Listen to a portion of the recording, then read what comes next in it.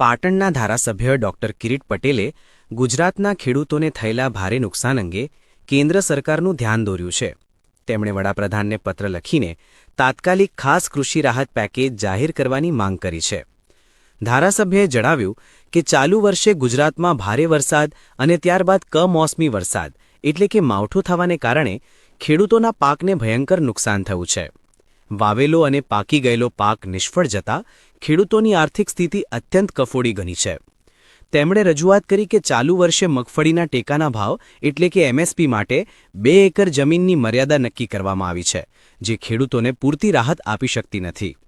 આ ઉપરાંત રાહત પેકેજ માટે નક્કી કરાયેલી અન્ય મર્યાદાઓ પણ યોગ્ય નથી.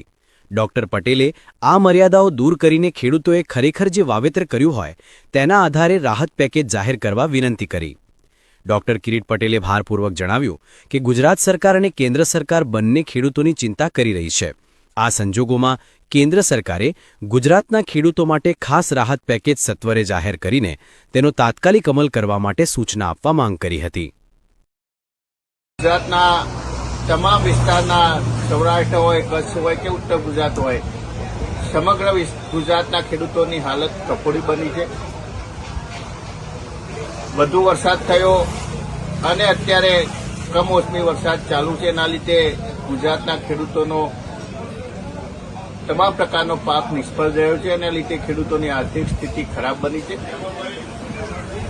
એટલા માટે ગુજરાતના ખેડૂતો માટે ખાસ પ્રકારનું પેકેજ જાહેર કરવા માટે અમે વિનંતી કરી છે અને વડાપ્રધાનશ્રી આગામી 31મી તારીખે ગુજરાત આવી રહ્યા છે.